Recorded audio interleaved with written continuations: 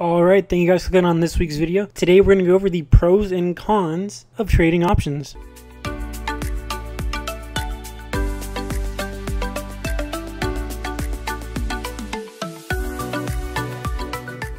Alright, so the first pro is going to be the fact that you can actually make a residual income off of options through the form of covered calls. If you don't know what covered calls are, I have multiple videos out there. Now, it may not be a ton of money that you can make residually off these covered calls, but it's still a decent amount. And the fact that you really don't have to do any work for it is pretty nice. Pro number two, with trading options, there's a lot more strategies out there than just simply buying and holding and shorting and all the other stuff you could do with when you actually trade actual shares of a company. When it comes to options, there's a ton of different strategies. There's vertical calls, credit spreads, bull call spreads, puts, calls. I mean, the list just goes on and on and on, which is pretty nice because instead of like doing the same old fundamental analysis, technical analysis, it's actually a lot of different tools you can use to make money doing this. Pro number three, when trading options, unless you're selling, calls and puts and stuff like that, your loss is actually capped out. So for example, like I know when you buy and hold a stock, obviously your loss is capped out. If the stock goes to zero, you just lose your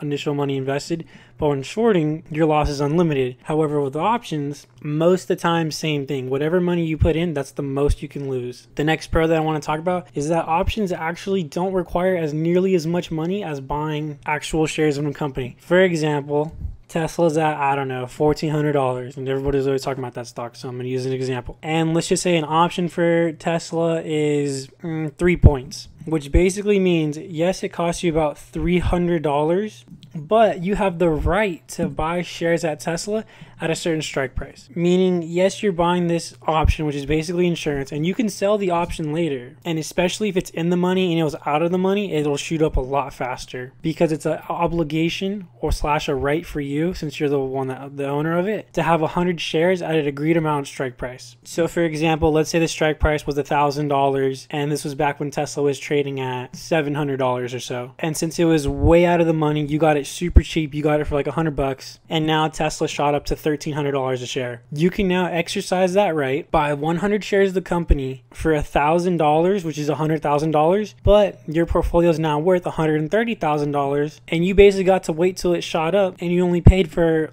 let's say, $100 option contract, which is really, really nice. But enough with all this positivity. Let's just go ahead and check out the cons and see if it outweighs the pros. So basically, the biggest con that I see is the fact that I think it was from an article I read, about 90% of stock options actually expire worthless. So if you're on the end where you're actually buying these options, 9 times out of 10, it's going to expire worthless. So again, this is where you can use a multitude of strategies where you just get in and out real quick, and you just only hold it for like a day or a week, and it's like a monthly contract or a yearly one. Or it's one of those things where you're using it to hedge your account and you're actually okay with it expiring. But for the most part, this is actually a con. And the reason it's a bigger con is because unlike stocks, where it's generally really, really rare for a stock to go from, to $0 a share, it's very, very common for an option to go to worthless. The next con, and this is more of a personal thing that I noticed, like when I first started trading options, I would lose money very, very, very fast until I was able to get the swing of things. So obviously this might not be a con for everybody if you just get it right away.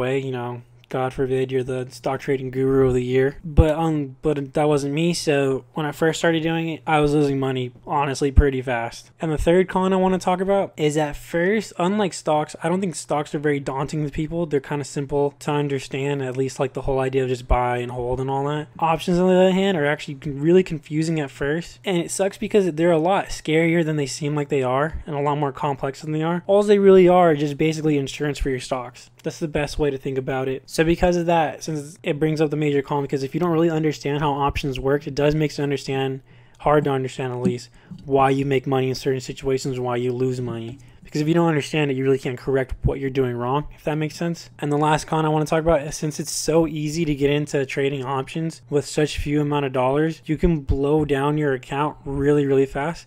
However, you can also blow up your account really, really fast. But with all that leverage of being able to own the right to 100 shares in a stock, it does come at a price. And even though it's a small price, it could still wipe out your account pretty fast. So that's it. That's the pros and cons for trading options. Let me know in the comments below what topic or idea you want me to talk about, and like the pros and cons of that. As always, I hope you guys liked the video. Remember to leave a like, comment, and subscribe for more future content. Thanks for watching.